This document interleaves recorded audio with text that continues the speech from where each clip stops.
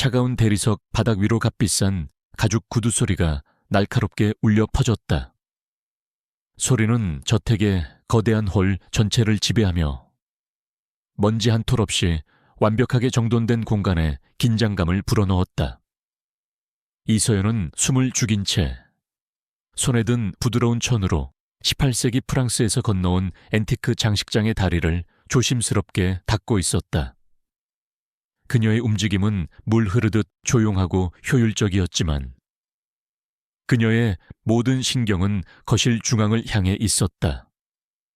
그곳에는 이 집의 안주인인 박혜진 여사와 그녀의 5살 난 아들 강민준이 있었다. 유진그룹의 안주인이자 라이벌 기업 회장의 딸인 박혜진은 얼음 조각처럼 차갑고 아름다웠다. 그녀는 값비싼 실크 드레스를 입고 소파에 앉아 마치 사소한 오점이라도 발견하려는 듯 날카로운 눈으로 아들을 쏘아보고 있었다. 그녀의 목소리는 부드러웠지만 그 안에는 강철 같은 냉혹함이 서려 있었다. 민준아, 똑바로 앉아야지. 유진그룹의 후계자가 될 아이가 그렇게 구부정하게 앉아있으면 채통이 서지 않아. 작은 아이. 민준은 엄마의 말에 움찔하며 허리를 폈다.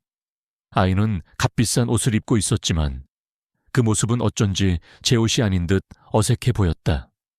커다란 눈에는 나이에 맞지 않는 그늘이 드리워져 있었고 대부분의 시간을 혼자 장난감을 가지고 놀거나 창밖을 멍하니 바라보며 보냈다. 아이의 유일한 낙은 아무도 자신에게 관심을 갖지 않을 때 조용히 집안일을 하는 이서연의 뒷모습을 쫓는 것이었다. 서연은 이 집에 들어온 지 6개월이 되었다. 그녀는 가난한 시골 마을 출신의 보잘것없는 배경을 가진 여자였다. 추천서를 통해 간신히 이 저택의 사용인으로 일하게 되었을 때 모두가 그녀를 그저 운 좋은 아가씨라고 생각했다. 그녀는 늘 말이 없었고 시키는 일은 무엇이든 묵묵히 해냈다. 그녀의 존재감은 너무나 희미해서 때로는 가구의 일부처럼 느껴질 정도였다. 하지만 아무도 몰랐다.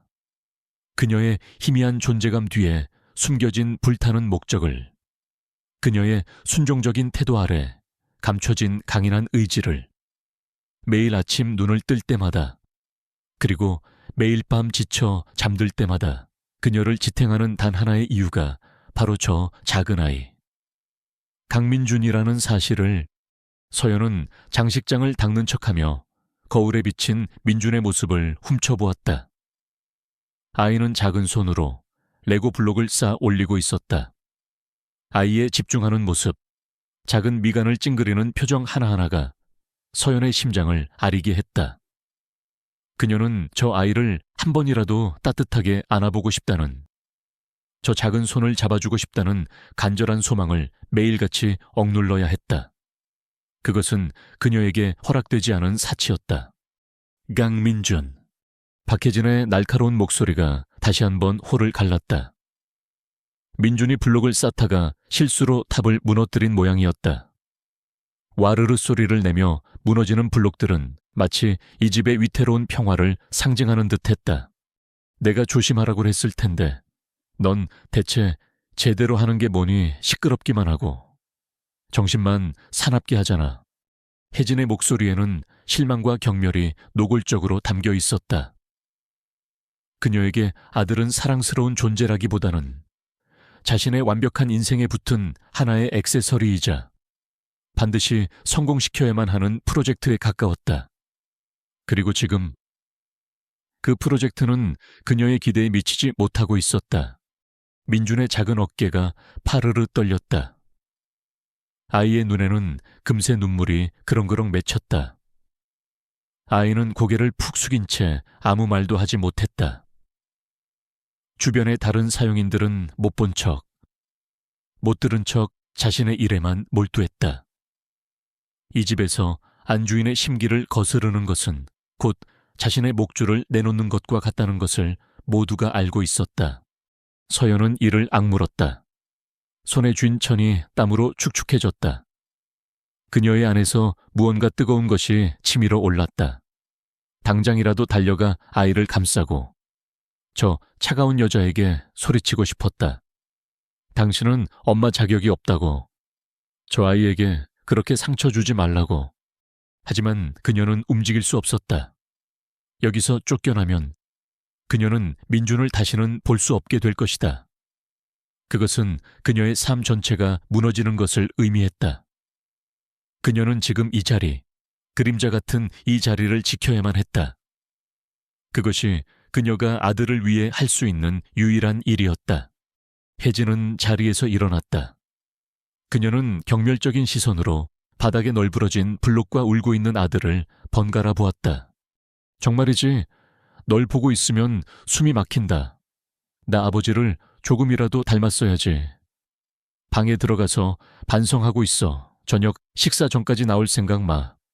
그것은 사형 선고와도 같았다. 민준이 가장 무서워하는 것은 혼자 어두운 방에 갇혀 있는 것이었다.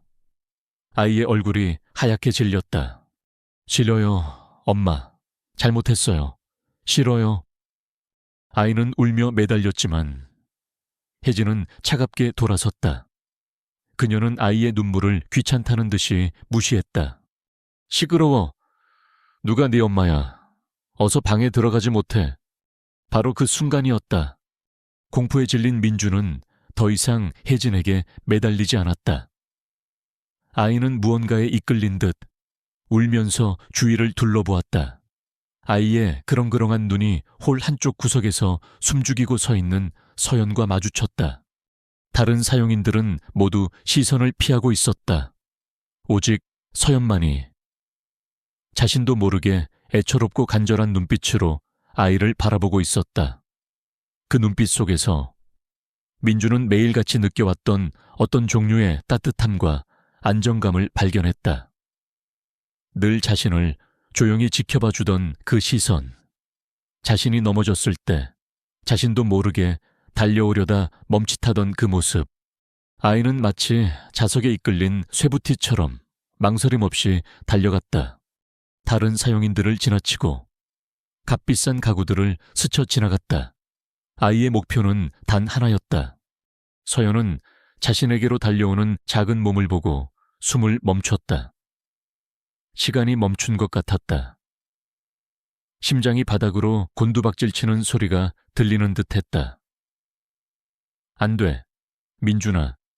이리 오면 안 돼. 그녀의 이성이 비명을 질렀지만 몸은 얼어붙은 채 움직이지 않았다.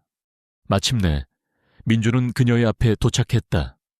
아이는 조금의 망설임도 없이 서연의 낡고 허름한 사용인 유니폼 앞침에 얼굴을 묻었다.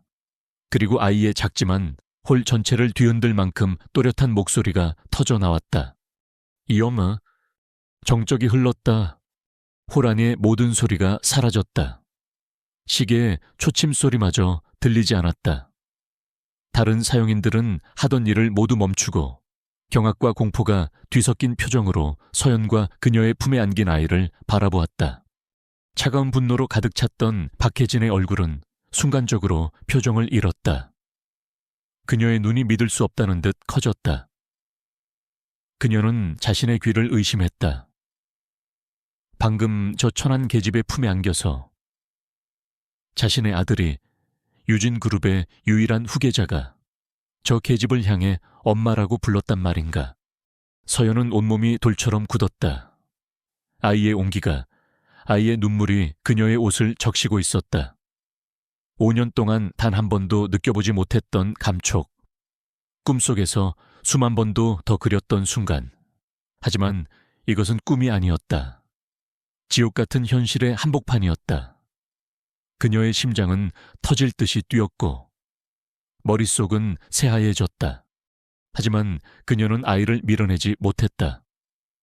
대신 그녀의 손이 저도 모르게 천천히 올라가 떨리는 손길로 아이의 작은 등을 토닥였다.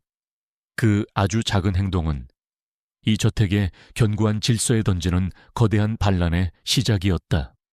박혜진의 얼굴에서 모든 핏기가 사라지고 그 자리를 지독한 냉기와 살기가 채우기 시작했다. 그녀의 얼음 같은 시선이 서연의 심장을 꿰뚫었다. 폭풍 전의 고요함, 운명의 톱니바퀴가 거대한 소리를 내며 움직이기 시작했다. 호란의 시간은 얼어붙었지만 박혜진의 분노는 용암처럼 끓어오르고 있었다. 그녀의 잘 관리된 아름다운 얼굴이 증오로 일그러졌다. 그녀는 날카로운 손톱이 손바닥을 파고드는 것도 잊은 채 이서연을 쏘아보았다. 지금 뭐 하는 짓이지? 얼음장 같은 목소리가 정적을 깼다. 혜진은 서연이 아니라 그녀의 옷자락을 붙잡고 있는 아들 민준을 향해 말했다. 하지만 그 말에 담긴 살기는 온전히 서연을 향한 것이었다. 여봐요, 어서 이 아이를 데려가지 않고. 혜진이 소리치자 근처에 서 있던 다른 하녀가 화들짝 놀라 달려왔다. 그녀는 겁에 질린 얼굴로 민준의 팔을 잡으려 했다. 도련님, 방으로 가셔야죠. 하지만 민준은 필사적으로 서연의 앞치마를 붙잡고 놓지 않았다. 아이는 고개를 저으며 울음을 터뜨렸다. 시로자, 안 갈래요. 엄마랑 있을래요. 엄마라는 말이 다시 한번 터져 나오자 혜진의 얼굴은 이제 분노를 넘어 모욕감으로 새빨갛게 달아올랐다.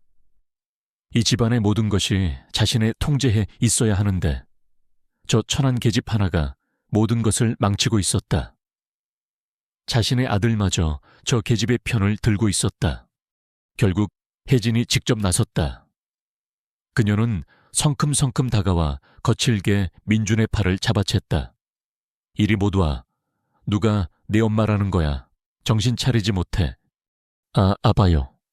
민준의 비명에 서연의 심장이 쿵 내려앉았다. 그녀는 반사적으로 혜진의 손을 막으려다 자신의 신분을 깨닫고는 간신히 손을 거두었다.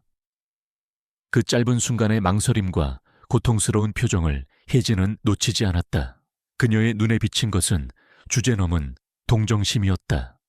결국 민준은 억지로 끌려 방으로 올라갔다. 아이의 울음소리가 복도를 따라 멀어지며 서연의 가슴을 난도질했다. 아이가 시야에서 사라지자 혜진은 천천히 몸을 돌려 서연을 마주했다. 호란의 모든 사용인들은 쥐 죽은 듯이 숨을 죽이고 있었다. 니오, 나 좀 따라와. 그 목소리에는 어떠한 감정도 실려 있지 않았다. 그래서 더 무서웠다. 서연은 말없이 고개를 숙이고 혜진의 뒤를 따랐다. 그녀의 등 뒤로 동료들의 동정 어린 혹은 고소해하는 시선들이 느껴졌지만 지금 그녀에게는 아무것도 중요하지 않았다. 혜진이 서연을 데리고 간 곳은 2층 서쪽 끝에 있는 그녀의 개인 서재였다. 그 방은 혜진 자신을 그대로 빼닮은 공간이었다. 바닥부터 천장까지 이어진 거대한 책장에는 어려운 원서들이 빈틈없이 꽂혀 있었지만 단 한 번도 펼쳐본 흔적이 없었다. 모든 가구는 유명 디자이너의 작품이었고 가격표를 붙인 채 전시된 쇼룸처럼 차갑고 비인간적인 분위기를 풍겼다. 혜진은 문을 닫고 방 중앙에 서 있는 서연의 주위를 마치 먹잇감을 살피는 맹수처럼 천천히 돌기 시작했다. 내 이름이 이서연이라고 했나? 야, 사모님, 어디 출신이지? 부모는 뭘 하고? 혜진의 질문은 순수한 호기심이 아니었다. 그것은 상대의 약점을 파악하고 계급의 차이를 명확히 하려는 의도가 담긴 신문이었다. 강원도 작은 마을 출신입니다. 부모님은 밭농사를 지으십니다. 서연은 담담하게 대답했다. 그녀의 목소리는 떨리지 않았다. 혜진은 코웃음을 쳤다. 역시 총우석 출신이라 그런지 주제 파악을 못하는군. 여기가 어디라고 감히 그런 연극을 벌여. 연극이라뇨. 저는 아무것도 하지 않았습니다. 아무것도 안 해. 혜진의 목소리가 한 톤 높아졌다. 내 아들이 이 집의 주인이 될 아이가 너를 엄마라고 불렀어. 그런데도 네가 아무것도 안 했다고 순진한 척하는 네 얼굴. 역겨워서 토할 것 같아. 무슨 꿍꿍이야. 내 아들을 홀려서 뭘 어쩌려고 이 집 재산이라도 한몫 챙겨보려고 온갖 모욕적인 말들이 쏟아졌다. 서연은 입술을 깨물었다. 그녀의 뺨이 화끈거렸지만 고개는 숙이지 않았다. 지금 무너지면 모든 것이 끝장이었다. 혜진은 서연의 굳건한 태도에 더욱 화가 치밀었다. 그녀는 책상으로 가 서랍에서 두툼한 현금 봉투를 꺼내 서연의 발치에 던졌다. 이거 받고 당장 여기서 꺼져. 내 1년치 월급보다 많을 거다. 쥐도 새도 모르게 사라져. 다시는 내 눈앞에, 그리고 내 아들 눈앞에 나타나지 마. 그것은 자비가 아니라 모욕이었다. 돈으로 그녀의 존재를 지워버리려는 시도였다. 서연은 바닥에 떨어진 돈 봉투를 내려다보았다. 그리고는 천천히 고개를 들어 혜진을 똑바로 쳐다보았다. 하녀가 주인의 눈을 정면으로 마주하는 것은 이 집에서는 금기였다. 필요 없습니다. 서연의 단호한 목소리에 혜진은 잠시 말문이 막혔다. 뭐라고? 저는 계약서에 명시된 대로 제 일을 했을 뿐 해고당할 만한 잘못을 저지르지 않았습니다. 그러니 이 돈을 받을 이유도 이 집을 떠날 이유도 없습니다. 혜진은 기가 막혔다. 감히 일개 하녀 따위가 자신에게 계약을 운운하고 있었다. 분노가 머리끝까지 치밀어 오른 혜진은 이성을 잃고 서연에게 달려들어 그녀의 팔을 거칠게 붙잡았다. 이 천한 것이 미쳤나. 내까짓 게 뭔데 나한테 대들어 내가 나가라면 나가는 거야. 내가 네 인생을 망쳐놓는 건 일도 아니라는 걸 몰라. 혜진의 손톱이 서연의 팔을 파고들었다. 바로 그때 서재문이 벌컥 열렸다. 지금 뭐 하는 겁니까? 유진그룹의 총수 강태준이 서 있었다. 그는 막 퇴근한 듯 완벽하게 다려진 수트 차림이었다. 그의 얼굴에는 피곤한 기색이 역력했지만 두 사람 사이의 험악한 분위기를 순식간에 파악한 그의 눈빛은 날카롭게 빛나고 있었다. 혜진은 남편의 등장에 화들짝 놀라며 서연의 팔을 놓았다. 그리고는 언제 그랬냐는 듯 금세 피해자의 얼굴을 하고 남편에게 달려갔다. 여보, 당신 잘 왔어요. 저 계집애 좀 보세요.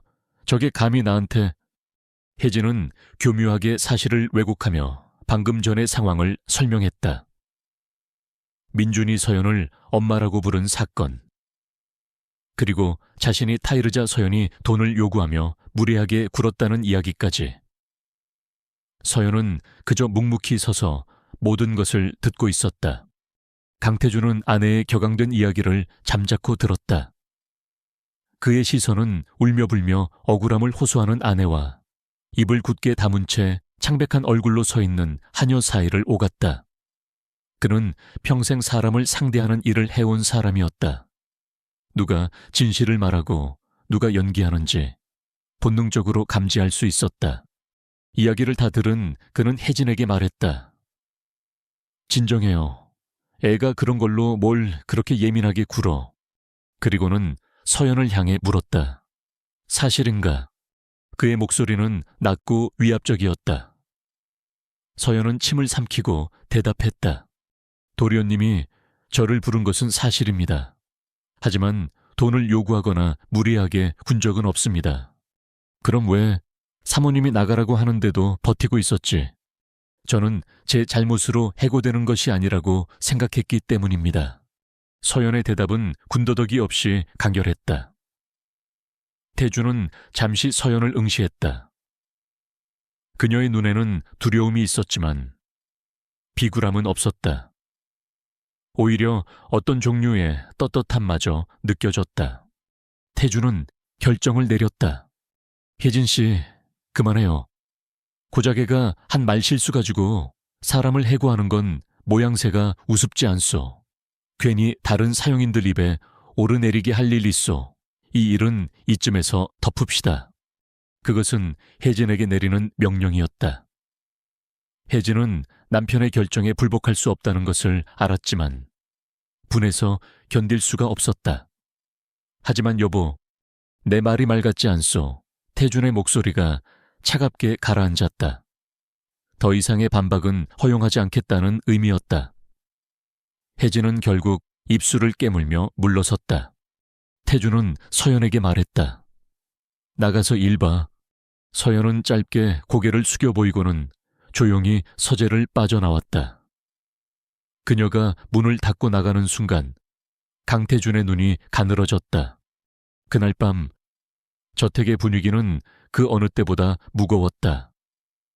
민주는 저녁 식사도 거른 채 방에서 나오지 않았고 혜진은 보란듯이 친정으로 가버렸다. 늦은 밤 강태준은 자신의 서재에 홀로 앉아 있었다. 그는 책상 위에 놓인 가족 사진을 보고 있었다. 사진 속에서 세 사람은 완벽한 가족처럼 행복하게 웃고 있었다. 하지만 그는 오늘 그 완벽한 그림에 생긴 균열을 분명히 목격했다.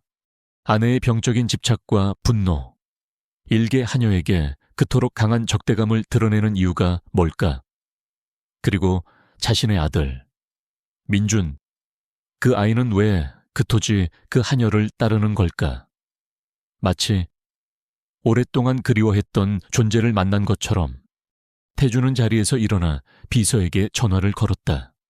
김 비서, 사람 하나 뒷조사 좀 해줘. 우리 집에서 일하는 이서연이라는 하녀야. 출신 배경부터 시작해서 아주 사소한 것까지 전부 다 무언가 이상했다. 아주 작은 조각 하나가 제자리에 맞지 않는 느낌. 뛰어난 사업가로서의 그의 직감이 경고등을 울리고 있었다. 그는 아직 그것이 무엇인지 몰랐지만 반드시 알아내야만 했다. 그 균열의 정체를. 그날 밤의 폭풍이 지나간 후 저택에는 살얼음판 같은 평화가 찾아왔다. 박혜진은 다음 날 아침 아무 일도 없었다는 듯이 친정에서 돌아왔다. 그녀의 얼굴에는 완벽한 미소가 걸려 있었지만 이서연을 향하는 그녀의 눈빛은 칼날처럼 차가웠다. 저택의 다른 사용인들은 서연을 대놓고 피하거나 뒤에서 수군거리며 그녀를 잠재적인 위험인물로 취급했다. 서연은 그 모든 것을 묵묵히 견뎌냈다. 그녀는 이전보다 더욱 그림자처럼 움직이며 자신의 일을 했다. 하지만 그녀의 내면은 더 이상 예전 같지 않았다. 민준이 그녀를 엄마라고 부른 그 순간 그녀 안에 굳게 닫혀있던 어떤 문이 열려버렸다. 아들을 지켜야 한다는 본능이. 지난 6년간 억눌러왔던 모든 감정을 압도하고 있었다. 그날 오후 서연은 저택의 넓은 정원에 있는 온실의 유리를 닦고 있었다. 따스한 햇살이 유리를 투과해 그녀의 등을 데웠다. 바로 그때 정원 저편에서 강태준이 비서와 함께 걸어 나오는 모습이 보였다. 심각한 표정으로 업무 이야기를 하는 그의 모습은 6년 전 그녀가 알던 그 남자와는 너무나도 달랐다. 서연의 손이 순간 멈췄다. 익숙한 풍경과 낯선 그의 모습이 뒤섞이며 그녀의 의식은 걷잡을 수 없이 과거로 빨려 들어갔다. 6년 전 여름, 당시 대학생이었던 서연은 방학을 맞아 한적한 해안 마을의 작은 리조트에서 아르바이트를 하고 있었다. 그곳에서 그녀는 강태준을 처음 만났다. 유진그룹의 후계자라는 거창한 신분을 숨긴 채 그는 그저 복잡한 서울을 떠나 잠시 휴식을 취하러 온 태준 씨였다. 그는 재벌 3세 특유의 오만함 대신 조용하고 사색적인 분위기를 풍겼다. 두 사람은 밤바다를 함께 걷고 작은 식당에서 소박한 식사를 하며 가까워졌다. 서연은 그의 깊은 눈빛과 따뜻한 미소에 빠져들었고 태준은 서연의 꾸밈없는 순수함과 밝은 에너지에 매료되었다. 그것은 짧지만 강렬한 진짜 사랑이었다. 두 사람은 세상의 모든 것으로부터 벗어나 오직 서로에게만 집중했다. 하지만 그들의 행복은 오래가지 못했다. 어느 날 서울에서 걸려온 한 통의 전화가 모든 것을 바꿔놓았다. 태준의 아버지가 쓰러졌고 회사는 심각한 위기에 처해 있었다. 그는 당장 돌아가야만 했다. 떠나기 전날 밤, 그는 서연의 손을 붙잡고 약속했다. 서연아, 기다려줘. 내가 모든 걸 정리하고 꼭 다시 돌아올게. 무슨 일이 있어도 널 포기하지 않아. 그 약속을 믿었기에 서연은 그를 보낼 수 있었다. 그러나 그가 떠난 후 그녀에게 돌아온 것은 그의 소식이 아니라 라이벌 기업인 태산그룹의 딸 박혜진과의 약혼 발표 기사였다. 서연의 세상은 무너져 내렸다. 그리고 얼마 지나지 않아 그녀는 자신이 임신했다는 사실을 알게 되었다. 뱃속에 태준의 아이가 자라고 있었다. 그에게 연락해야 할지 수없이 망설이던 어느 날, 검은 양복을 입은 남자들이 그녀를 찾아왔다. 그들은 그녀를 서울의 한 호텔 스위트룸으로 데려갔고, 그곳에는 태산그룹의 박 회장이 앉아 있었다. 그는 박혜진의 아버지였다. 박 회장은 얼음처럼 차가운 눈으로 서연을 훑어보았다. 그는 긴 말을 하지 않았다. 내 딸의 앞길을 막는 건 용납할 수 없다. 그는 서연의 가난한 부모님 이야기, 그들이 평생 일궈온 작은 밭과 과수원 이야기를 꺼냈다. 그리고는 서류 몇 장을 테이블 위로 밀었다. 이 아이를 포기해. 태어나면 우리 쪽에서 거두겠다. 그리고 넌 영원히 사라지는 거야. 그러면 내 부모는 평생 편안하게 살 수 있을 거다. 이 돈이면 빚도 갚고 땅도 몇 배로 늘릴 수 있겠지. 만약 싫다고 하면요. 서연이 떨리는 목소리로 물었다. 박 회장의 입가에 잔인한 미소가 번졌다. 내 부모는 길거리에 나앉게 될 거다. 사채업자들이 매일같이 찾아가고 잊지도 않은 빚 때문에 평생을 고통받게 되겠지. 선택은 내 몫이다. 그것은 선택이 아니었다. 사형 선고였다. 가족을 지키기 위해 서연은 뱃속의 아이를 포기해야만 했다. 그녀는 눈물을 흘리며 서류에 서명했다. 아이를 낳던 날, 그녀는 아이의 얼굴조차 제대로 보지 못했다. 울음소리를 듣자마자 아이는 그녀의 품에서 빼앗겨 사라졌다. 박 회장은 약속대로 거액의 돈을 남겼고 서연은 그 돈으로 남몰래 부모님의 빚을 모두 갚고 남은 돈으로 땅을 사들였다. 부모님은 그저 농사가 잘 되어 운이 좋았다고만 생각했다. 그렇게 그녀는 자신의 모든 것을 희생하고 그림자 속으로 사라졌다. 이봐요, 정신 안 차려. 날카로운 목소리가 서연을 현실로 되돌려 놓았다.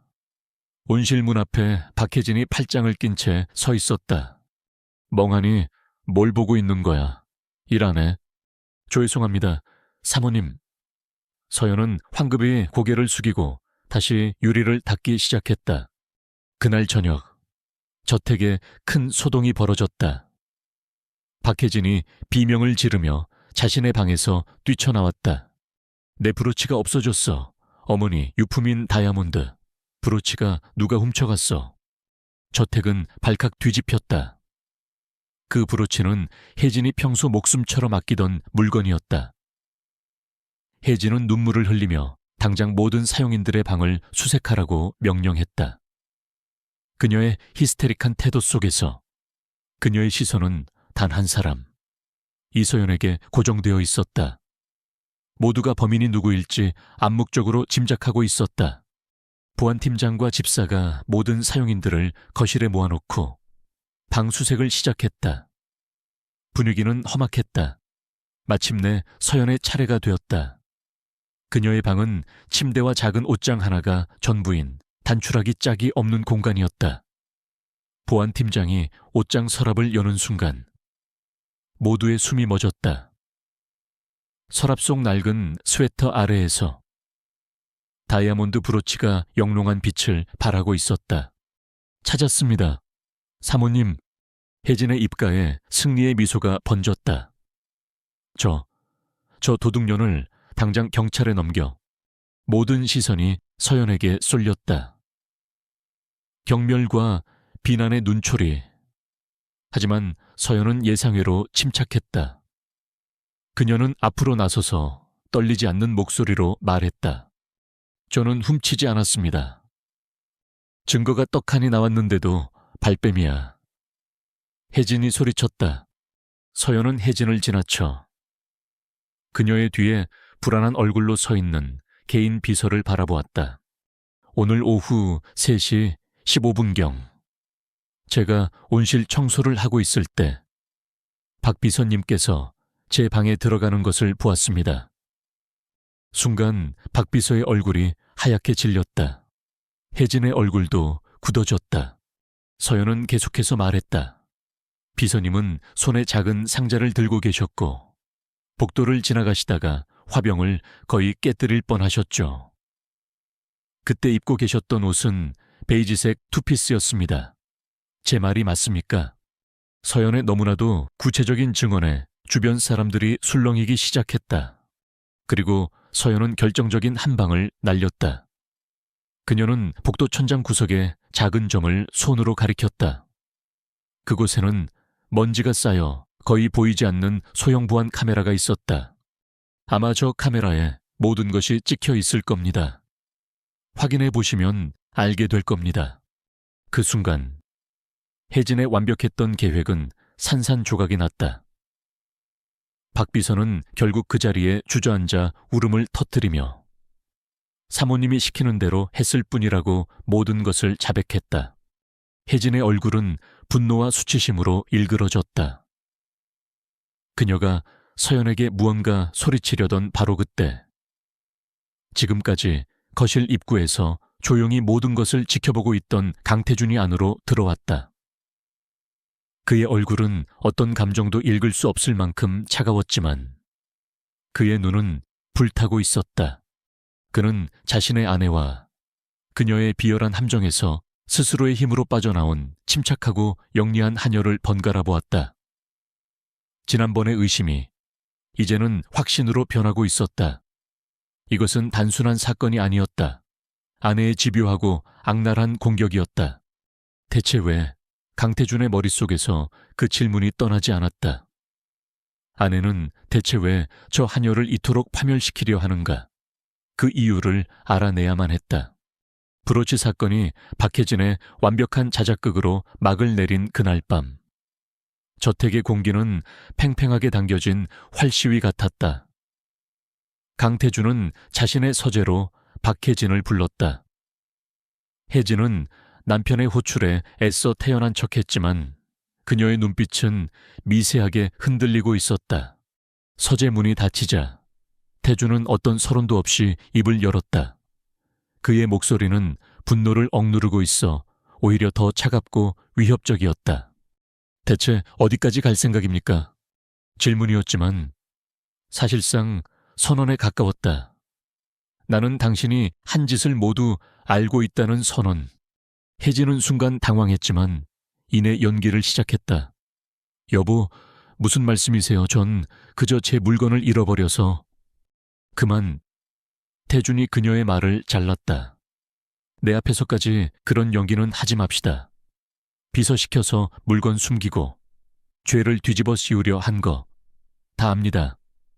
당신이 이서연이라는 그 사용인을 얼마나 미워하는지, 그리고 그 이유가 단순히 아이가 엄마라고 불렀기 때문이 아니라는 것도. 그는 아직 결정적인 증거를 잡지 못했기에 아이의 출생에 대한 이야기는 꺼내지 않았다. 하지만 그의 압박은 혜진의 숨통을 조이기에 충분했다. 혜진의 얼굴이 굳어졌다. 당신 지금 저 천한 계집의 편을 드는 거예요. 편을 드는 게 아니오. 사실을 말하는 거지. 태준은 그녀에게 한 걸음 다가섰다. 이유가 뭐요? 왜 그렇게까지 그 아이를 내쫓으려 하는 겁니까? 내가 모르는 뭔가가 있는 거요. 그의 날카로운 시선에 혜진은 심장이 철렁 내려앉는 것을 느꼈다. 그는 의심하고 있었다. 어쩌면 모든 것을 알아차리기 직전인지도 몰랐다. 혜진은 본능적으로 위기를 감지하고 화제를 돌렸다. 그 아이가 당신을 홀리기라도 했나 보죠. 당신 눈에는 저 불쌍한 아내보다 그 어리고 예쁜 하녀만 보이는 거 아니에요. 그것은 비열한 논점 흐리기였지만 태주는 더 이상 그녀와 언쟁을 벌이지 않았다.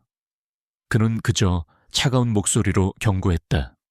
경고하는데 다시는 이런 짓 하지 마시오. 내 집에서 내 아들이 보는 앞에서 이런 더러운 연극은 용납 못합니다. 다음에도 이런 일이 생기면 그땐 나도 당신 체면 같은 거 생각해 주지 않을 거요. 그 말을 끝으로 태주는 그녀를 서재에 남겨두고 나와 버렸다. 홀로 남은 혜진은 부들부들 떨었다. 분노와 함께 생전 처음 느껴보는 두려움이 그녀를 엄습했다. 강태주는 더 이상 그녀의 통제에 있는 남편이 아니었다. 다음 날 유진그룹 본사 회장실, 강태주는 자신의 오른팔인 김비서를 불렀다. 김비서는 태준이 유학 시절부터 함께한 가족보다 더 신뢰하는 인물이었다. 지난번에 부탁했던 이서연이라는 사용인. 조사는 어떻게 돼가나. 기본적인 신상 정보는 파악했습니다. 말씀하신 대로 특이점은 없었습니다. 가족관계 깨끗하고 채무도 없습니다. 조사 방향을 바꿔 6년 전 혹은 7년 전으로 거슬러 올라가. 특히 내가 잠시 머물렀던 동해안 리조트 근처에서 그녀의 행적을 알아봐. 나와의 접점이 있었는지 아주 사소한 것이라도 좋으니 전부 찾아내. 김 비서는 회장의 지시에 의아함을 느꼈지만 아무것도 묻지 않고 고개를 끄덕였다. 태주는 잠시 망설이다가 더 중요한 지시를 내렸다. 그리고 한 가지 더, 가장 중요한 일이네. 민준이가 태어난 병원, 해림 산부인과 박혜진 씨의 출산과 관련된 모든 원본 기록을 확보해주게. 박혜진 씨가 내게 줬던 서류 말고 병원에 보관된 원본으로 당시 담당 의사와 간호사들, 특히 출산 직후에 갑자기 그만두거나 이민을 간 사람이 있는지 알아봐. 돈의 흐름도 추적해 뒷돈이 오갔을 가능성을 염두에 둬. 김 비서의 얼굴이 순간 굳어졌다. 그는 이 지시가 무엇을 의미하는지 즉시 깨달았다. 이것은 단순한 뒷조사가 아니었다. 유진그룹의 후계자이자 회장의 아들인 강민준 도련님의 출생 자체에 대한 의문을 제기하는 것이었다. 사안의 중대함에 그의 등줄기에 식은땀이 흘렀다. 알겠습니다. 회장님, 즉시 착수하겠습니다. 한편 저택에서 서연의 입지는 역설적으로 변하고 있었다. 혜진은 그녀를 투명인간 취급했지만 그 증오는 집안 전체의 공기를 무겁게 짓눌렀다. 다른 사용인들은 그녀를 두려워하면서도 한편으로는 안주인의 계략을 이겨낸 그녀에게 암묵적인 경외심을 품게 되었다. 그러던 어느 날 서연이 혼자 창고를 정리하고 있을 때 이 집의 총괄 집사인 오 여사가 조용히 다가왔다. 오 여사는 강태준의 할아버지 때부터 이 집에서 일해온 산증인과도 같은 인물이었다. 그녀는 서연에게 따뜻한 유자차를 건네며 나지막이 말했다. 힘들지? 서연은 아무 말 없이 고개만 저었다. 오 여사는 부드럽게 웃으며 말을 이었다. 아가씨가 온 뒤로 우리 도련님이 많이 밝아졌어. 전에는 하루 종일 말 한마디 안 할 때도 있었는데 요즘은 아가씨를 보면 웃기도 하고. 그 아이 사실 많이 외로운 아이야. 오 여사의 말에는 뼈가 있었다. 그녀는 서연의 과거를 묻는 대신 민준의 이야기를 통해 그녀의 마음을 어루만졌다. 그리고는 조용히 경고의 말을 덧붙였다. 사모님, 보기보다 더 무서운 분이야. 그리고 그 뒤에는 태산그룹의 박 회장님이 있지. 그러니 항상 몸조심해야 해. 이 집에는 눈과 귀가 많지만 그게 다 사모님 편인 건 아니니 혹시라도 무슨 일이 생기거나 이상한 낌새가 보이면 나를 찾아와. 그것은 이 거대한 적진 속에서 내밀어진 첫 번째 구원의 손길이었다. 서연은 처음으로 자신이 완전히 혼자는 아니라는 생각에 코끝이 찡해졌다. 며칠 후 김 비서로부터 긴급 보고가 들어왔다. 강태준은 외부 일정을 모두 취소하고 그를 만났다. 김 비서의 얼굴은 극도로 상기되어 있었다. 회장님, 찾아냈습니다. 김 비서가 내민 첫 번째 서류는 이서연의 과거 행적에 대한 것이었다. 태준이 동해안에 머물던 그 시기, 이서연이 정확히 그 리조트에서 아르바이트를 했다는 기록이 발견되었다. 그리고 결정적으로 그녀가 서울로 돌아간 지 약 9개월 후 그녀의 가족 계좌로 거액의 자금이 입금된 내역이 있었다. 송금천은 태산그룹과 연결된 유령 회사였다. 태준의 심장이 쿵 내려앉았다. 퍼즐 조각이 하나씩 맞춰지기 시작했다. 김 비서는 다음 서류를 내밀었다. 그것은 해림 산부인과에 대한 보고서였다. 폭탄 선언과도 같았다. 박혜진 사모님께서 회장님께 제출하신 서류는 완벽했습니다. 하지만 저희가 내부자를 통해 확인한 결과 이상한 점이 한두 가지가 아니었습니다. 우선 사모님께서는 출산 당일 이전까지 그 병원에서 어떤 산전 관리도 받으신 기록이 없습니다. 마치 갑자기 나타나 아이만 낳고 사라진 것과 같습니다. 그리고 당시 출산을 담당했던 주치의는 민준 도련님이 태어난 직후 거액의 보너스를 받고 병원을 그만둔 뒤 바로 해외로 이민을 갔습니다. 행방이 묘연합니다. 모든 것이 맞아떨어지고 있었다. 의심은 확신이 되었다. 강태준은 눈을 감았다. 머릿속에서 모든 것이 재구성되었다. 서연과의 사랑, 강제된 이별, 그리고 아내의 임신 소식, 그 모든 것이 거대한 사기극의 일부였다. 자신의 아들이라고 믿었던 민준이는 사실 박혜진의 아들이 아니라 자신이 버렸던 여자 이서연의 아들이었다. 바로 그때 저택에서 공포에 질린 혜진은 아버지인 박 회장에게 비밀리에 전화를 걸고 있었다. 그녀의 목소리는 다급하게 떨리고 있었다. 아버지, 저예요. 아무래도 그이가 알아챈 것 같아요. 과거를 파고 있어요. 전화기 너머로 박 회장의 차가운 목소리가 들려왔다. 혜진은 거의 울먹이며 말했다. 어떻게든 해야 해요. 저 계집애를 완전히 치워버려야 한다고요. 그이가 모든 걸 알기 전에 영원히. 이제 판도는 걷잡을 수 없이 커졌다. 진실에 거의 다가선 남자와 그 진실을 덮기 위해 최후의 발악을 준비하는 부녀. 더 이상 물러설 곳은 없었다. 강태준이 아내의 비밀에 대한 확신을 굳힌 후 며칠간 저택에는 폭풍전야의 고요함이 흘렀다. 태준은 평소와 다름없이 행동했지만 물밑에서는 김 비서를 통해 박 회장과 혜진의 모든 움직임을 주시하며 결정적인 증거를 수집하고 있었다. 그는 이미 모든 진실을 알고 있었지만 6년간 자신과 서연, 그리고 민준을 기만한 그들에게 합당한 대가를 치르게 하기 위해 완벽한 판을 짜고 있었다. 서연은 오 여사의 보이지 않는 비호 아래 조금은 안정된 나날을 보냈다. 그녀는 혜진의 눈을 피해 민준과 짧은 순간들을 함께했다. 아이가 책을 읽어달라고 조를 때, 함께 정원에 꽃에 물을 줄 때, 서연은 자신이 위험한 줄타기를 하고 있다는 사실을 잊고 평범한 엄마로서의 행복을 느꼈다. 그 작은 행복이 곧 닥쳐올 거대한 불행의 서막이라는 것을 그녀는 알지 못했다.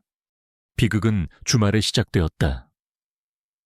태준이 중요한 해외 출장을 떠난 날이었다. 물론 그 출장은 박 회장이 아들의 시선을 다른 곳으로 돌리기 위해 교묘하게 만들어낸 가짜 일정이었다. 혜진은 아침 식사 자리에서 상냥한 목소리로 제안했다. 날씨도 좋은데 민준이랑 같이 근처 수목원에라도 다녀올까 해요. 이서연 씨도 같이 가서 민준이 좀 돌봐줘요. 그녀의 갑작스러운 친절은 불길한 신호였다. 오 여사는 부엌에서 서연의 팔을 붙잡고 조용히 말했다. 아가씨, 아무래도 이상해. 꼭 가야겠어. 몸이 안 좋다고 둘러대는 게. 하지만 서연은 거절할 수 없었다. 민준이 기대에 찬 눈으로 그녀를 바라보고 있었기 때문이다. 네, 괜찮을 거예요. 그녀는 오 여사를 안심시키며 씁쓸하게 웃었다. 수목권은 평화롭고 아름다웠지만 서연은 내내 긴장을 늦출 수 없었다. 혜진은 평소와 달리 민준에게 다정하게 굴었고 서연에게도 여러 번 말을 걸었다. 그 모든 것이 정교하게 짜인 연극의 일부라는 것을 서연은 짐작조차 하지 못했다. 사건은 수목권 안의 한적한 벤치에서 일어났다. 혜진은 갑자기 어머 하고 소리를 지르며 자신의 블라우스에 주스를 쏟았다. 옷이 다 젖었네. 이서연 씨, 미안하지만 차에 가서 내 여벌옷 좀 가져다 줄래요? 민준이는 내가 보고 있을 테니. 서연은 잠시 망설였다.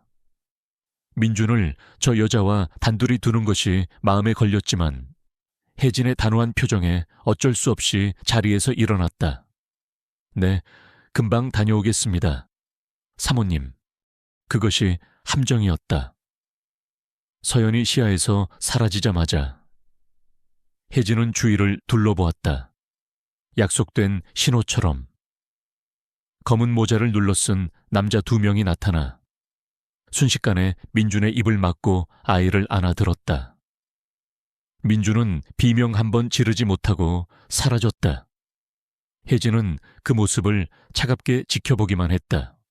서연이 옷을 가지고 돌아왔을 때 벤치에는 아무도 없었다. 심장이 덜컥 내려앉았다. 사모님, 도련님. 그녀가 소리쳐 부르자 저편 숲속에서 혜진이 흐트러진 모습으로 뛰쳐나왔다. 그녀의 얼굴은 공포로 하얗게 질려 있었다. 민준이가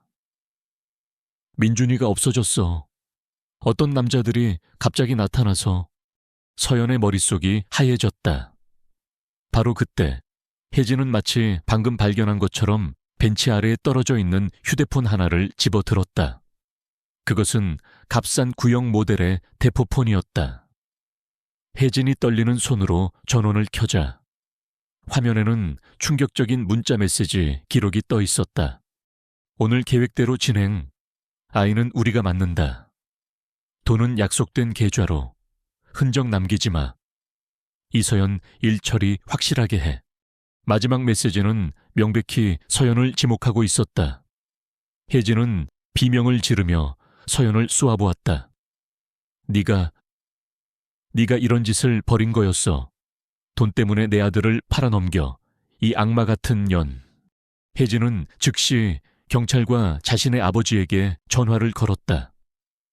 그녀는 울부짖으며 자신의 하녀인 이서연이 돈을 노리고 외부 공범자들과 함께 아들을 유괴했다고 신고했다. 상황은 걷잡을 수 없이 흘러갔다. 경찰이 도착하고 수목권은 통제되었다. 얼마 지나지 않아 박 회장이 위험 있는 모습으로 현장에 나타났다. 그는 걱정스러운 할아버지의 얼굴을 하고 있었지만 그의 존재 자체가 경찰에게는 엄청난 압박이었다. 증거는 모두 서연을 향하고 있었다. 저택에 있는 그녀의 사물함에서는 대포폰과 메시지를 주고받은 또 다른 휴대폰이 발견되었다. 가난한 하녀가 돈을 노리고 벌인 범죄라는 완벽한 시나리오였다. 서연은 필사적으로 자신의 결백을 주장했다. 아니에요. 저는 아무것도 몰라요. 이건 함정이에요. 하지만 아무도 그녀의 말을 믿어주지 않았다. 그녀의 절규는 궁지에 몰린 범인의 필사적인 변명으로 치부될 뿐이었다. 그녀는 거대한 덫에 완벽하게 걸려들었다. 오 여사에게 연락할 수도, 태준에게 연락할 수도 없었다. 그녀는 세상에 완전히 혼자였다. 박 회장은 경찰서장의 어깨를 두드리며 나지막이 말했다. 내 외손자의 목숨이 달린 일이네. 수사에 진전이 없으면 곤란해. 용의자는 명백하지 않은가. 그 말 한마디에 모든 것이 결정되었다. 결국 한 경찰관이 수갑을 들고 서연에게 다가왔다. 그의 얼굴에는 동정심과 어쩔 수 없다는 체념이 뒤섞여 있었다. 서연은 절망감에 온몸의 힘이 빠져나가는 것을 느꼈다. 모든 것이 끝이었다. 아들을 잃었고 이제는 살인적인 누명까지 쓰게 되었다. 그녀의 눈에 혜진과 박 회장의 모습이 들어왔다. 그들은 슬픔에 잠긴 표정을 연기하고 있었지만 그들의 눈빛 속에는 서늘한 승리자의 미소가 번뜩이고 있었다. 이서연 씨, 아동 유괴 및 범죄 공모 혐의로 당신을 긴급 체포합니다. 당신은 변호사를 선임할 수 있으며 경찰관이 미란다 원칙을 읊으며 그녀의 손목 위로 차가운 금속을 채우려는 순간이었다. 서연은 모든 것을 포기한 채 힘없이 눈을 감았다. 절망의 심연, 그 끝없는 어둠 속으로 그녀는 떨어지고 있었다. 차가운 수갑의 금속이 이서연의 손목에 닿으려는 찰나. 모든 소음을 잠재우는 침착하고 권위 있는 목소리가 울려 퍼졌다. 잠깐, 모두의 고개가 소리가 난 쪽으로 돌아갔다. 그곳에는 해외 출장을 갔어야 할 강태준이 서 있었다. 그의 곁에는 두꺼운 서류 가방을 든 김 비서가 그림자처럼 버티고 있었다. 박혜진과 박 회장의 얼굴은 믿을 수 없다는 충격과 경악으로 하얗게 굳어졌다. 태주는 그 누구에게도 시선을 주지 않은 채 천천히 현장 한가운데로 걸어 들어왔다. 그는 얼어붙은 경찰들과 경악에 빠진 아내와 장인을 지나쳐 곧장 서연의 앞에 섰다. 그리고는 수갑을 채우려던 경찰관의 손을 부드럽지만 단호하게 밀어냈다. 그는 경찰서장을 향해 몸을 돌렸다. 서장님, 이 수사는 처음부터 잘못됐습니다. 범인은 이 여자가 아닙니다. 회장님, 이게 무슨... 당황한 경찰서장이 말을 잇지 못했다. 태주는 대답 대신 김 비서에게 눈짓했다. 김 비서가 어딘가로 짧게 통화했다. 잠시 후 멀리서 검은색 세단 한 대가 조용히 다가와 멈춰섰다. 차문이 열리고 태준의 경호팀장이 멀쩡한 민준이를 안고 내렸다. 아이는 차에서 내리자마자 겁에 질려있던 서연을 발견하고는 와락 울음을 터뜨리며 달려왔다. 이 엄마. 민주는 그곳에 있는 친어머니. 박혜진은 거들떠보지도 않은 채 곧장 서연의 품에 안겼다. 그 장면 하나만으로도 박혜진이 만들어낸 모든 시나리오는 힘을 잃기 시작했다. 서연은 얼떨결에 아들을 끌어안았다. 따뜻한 아이의 천이 그녀의 절망을 녹이고 있었다. 이제 무대는 완벽하게 갖춰졌다. 태주는 얼음 같은 분노가 서린 눈으로 박 회장과 혜진을 똑바로 마주했다. 이 모든 연극은 이제 끝났습니다. 장인어른, 김 비서가 서류 가방을 열었다. 태준이 꺼내든 첫 번째 서류는 공식 유전자 감식 결과 보고서였다. 그는 그것을 경찰서장에게 건넸다.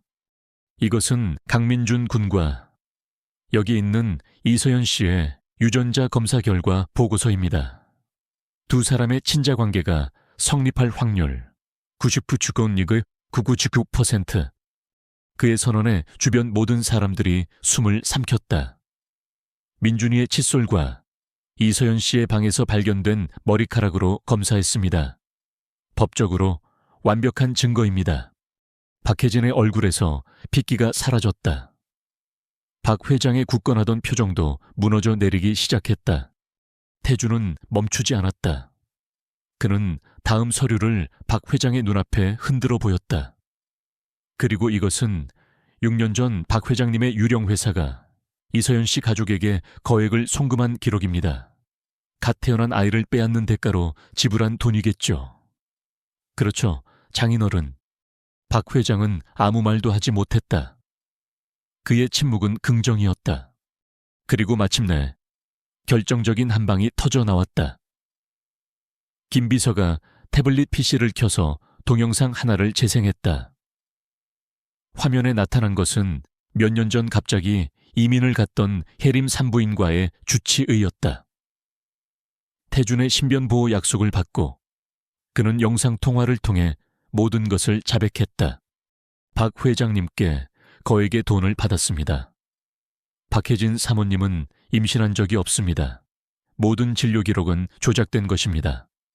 출산 당일 박 회장님의 사람들이 다른 산모에게서 태어난 아기를 데려왔고 저는 그 아기의 출생증명서를 박혜진 사모님의 아들로 위조했습니다. 평생 죄책감에 시달렸습니다. 모든 진실이 만천에 드러났다. 아니야, 거짓말. 저 의사를 매수한 거겠지. 저건 다 거짓말이야. 박혜진이 미친 사람처럼 소리를 질렀다. 그녀의 발악은 오히려 그녀의 유죄를 증명할 뿐이었다.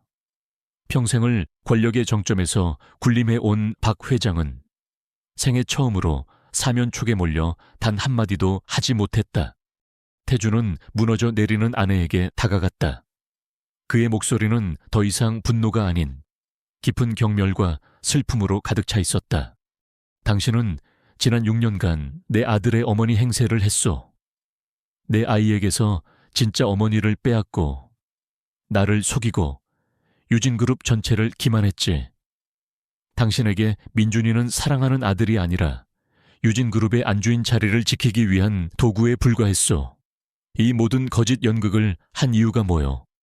그의 절규에 혜진은 대답하지 못했다. 바로 그때 민준을 끌어안고 있던 서연이 앞으로 나섰다. 그녀의 눈에서는 더 이상 두려움이 보이지 않았다. 오직 빼앗긴 세월에 대한 분노와 아들을 지키려는 어머니의 강인함만이 존재했다. 그녀는 더 이상 비굴한 하녀가 아니었다. 그녀는 혜진을 똑바로 바라보며 맑고 또렷한 목소리로 말했다. 당신은 아이를 원한 게 아니었어. 당신은 그저 유진그룹의 안주인이라는 자리와 후계자를 낳은 여자라는 명예가 필요했을 뿐이지. 단 한순간이라도 진심으로 민준이를 사랑한 적 있어. 그 질문은 혜진의 심장을 꿰뚫는 비수였다. 혜진은 아무런 대답도 하지 못한 채 증오에 찬 눈으로 서연과 그녀의 품에 더욱 파고드는 민준이를 바라볼 뿐이었다. 모든 것이 끝났다. 태주는 경찰서장을 향해 몸을 돌렸다. 그의 목소리는 이제 서늘한 분노를 되찾았다. 이제 진짜 범인을 체포하셔야겠습니다. 서장님, 아동 유괴미수, 증거 조작, 공문서 위조, 그리고 교사 혐의까지 죄목이 꽤 많을 것 같군요. 경찰들은 이제 상황을 완전히 파악했다. 그들의 시선은 더 이상 서연을 향하지 않았다. 그들은 하얗게 질린 얼굴의 박 회장과 실성한 듯 울부짖는 박혜진을 향해 천천히 다가가기 시작했다. 거대했던 권력의 성이 무너져 내리는 순간이었다. 모든 진실이 폭로된 그 순간. 박 회장과 박혜진의 세계는 완벽하게 붕괴했다. 어디선가 정보를 입수한 기자들의 카메라 플래시가 쉴 새 없이 터져 나왔고 경찰은 더 이상 망설이지 않았다. 한때 세상을 호령하던 태산그룹의 회장과 그의 딸은 유괴미수와 각종 범죄 혐의의 피의자가 되어 초라하게 연행되었다. 그것은 한 왕조의 몰락을 알리는 신호탄이었다. 그 후의 일들은 일사천리로 진행되었다. 강태준이 김 비서를 통해 넘긴 자료들은 박 회장 부녀의 범죄를 입증하는 것을 넘어 태산그룹의 추악한 비리들까지 담고 있었다.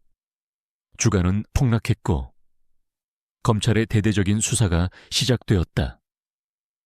철옹성 같던 태산그룹은 뿌리부터 흔들리기 시작했다. 박혜진은 당연히 이혼당했고 모든 사회적 지위를 박탈당한 채 법의 심판을 기다리는 신세가 되었다. 정의는 더디게 왔지만 혹독하고 철저했다. 폭풍이 휩쓸고 간 며칠 후 강태준은 서연과 민준을 데리고 저택을 떠났다. 그는 화려한 서울을 벗어나 굽이굽이 시골길을 달려 서연의 고향집으로 향했다.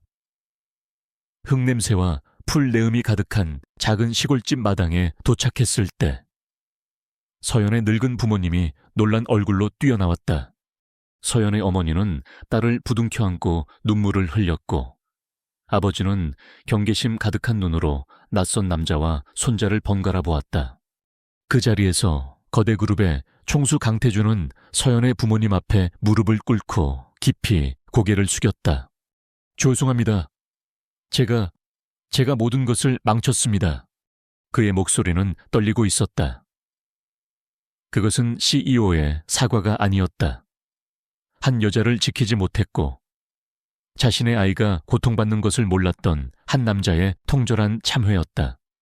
제가 너무 늦게 알았습니다. 지난 6년간 서연 씨와 아버님, 어머님께서 겪으셨을 고통을 감히 상상조차 할 수 없습니다. 저를 용서하지 않으셔도 좋습니다. 평생 이 죄를 짊어지고 살겠습니다. 정말 죄송합니다. 서연의 아버지는 주름진 손으로 담뱃대만 매만질 뿐 말이 없었고 어머니는 눈물을 훔치며 고개를 돌렸다. 하지만 그들은 보았다. 자신들의 딸을 바라보는 남자의 눈에 담긴 깊은 후회와 진심을. 그리고 할아버지를 낯설어 하면서도 엄마의 손을 꼭 잡고 있는 아이의 모습을. 용서는 한순간에 이루어지지 않았지만 그들은 그 사과가 거짓이 아님을 알 수 있었다. 시간이 흘렀다. 계절이 두어 번 바뀌었을 때 그들은 더 이상 차가운 저택에 살지 않았다. 서울 근교의 햇살이 잘 드는 아담한 2층 집. 그곳이 그들의 새로운 보금자리였다. 그들의 새로운 시작은 동화처럼 완벽하지 않았다. 어색함이 그림자처럼 그들 사이에 머물렀다. 강태준은 아들에게 다가가는 법을 처음부터 배워야 했다. 그는 더 이상 명령에 익숙한 회장이 아니라 아이의 눈높이에 맞춰 레고를 조립하고 엉터리 같은 그림책을 읽어주는 서툰 아빠였다. 서연은 더 이상 숨거나 자신을 감추지 않았다. 그녀는 민준의 엄마로서 그리고 한 여자로서 자신의 자리를 찾아가고 있었다. 때로는 과거의 상처가 불쑥 튀어나와 그녀를 괴롭혔지만 그럴 때마다 곁에서 묵묵히 자신을 지켜봐주는 태준과 그녀의 손을 잡고 엄마, 괜찮아 라고 물어봐주는 민준이 있었다. 어느 주말 오후 세 사람은 함께 정원에서 작은 텃밭을 가꾸고 있었다. 민준은 작은 손으로 흙을 파며 즐거워했고 태준은 그런 아이의 얼굴에 묻은 흙을 닦아주다 되려 자신의 얼굴까지 흙투성이로 만들었다. 그 모습을 보던 서연의 입가에서 맑은 웃음소리가 터져 나왔다. 6년 만에 처음으로 아무런 걱정 없이 마음 깊은 곳에서부터 우러나오는 웃음이었다. 태준은 흙 묻은 얼굴로 서연의 웃는 모습을 넋을 잃고 바라보았다. 그는 조심스럽게 물었다. 서연 씨, 행복해요. 서연은 웃음을 거두고 잠시 생각에 잠겼다. 그녀는 태준과 그리고 자신을 올려다보는 민준의 눈을 차례로 바라보았다. 그리고는 조용히 하지만 그 어느 때보다 단단한 목소리로 대답했다. 행복해지고 있어요. 우리 같이. 그날 밤 태준은 잠든 민준의 방에 조용히 앉아 있었다. 아이는 평화로운 얼굴로 잠들어 있었다. 서연이 그의 곁으로 다가와 어깨에 기댔다. 두 사람은 말없이 잠든 아이의 모습을 한참 동안 바라보았다. 화려한 샹들리에도 값비싼 가구도 없었다. 하지만 그 공간은 세상 그 어떤 곳보다 따뜻하고 충만했다. 길고 어두웠던 밤이 지나고 마침내 그들에게 아침이 찾아온 것이었다. 그것은 복수나 승리의 결과물이 아니었다. 수많은 상처와 눈물을 딛고 일어서서 서로의 손을 잡고 함께 만들어가는 치유와 희망의 시작이었다. 창밖으로 떠오르는 여명이 세 사람의 새로운 집을 부드럽게 비추고 있었다.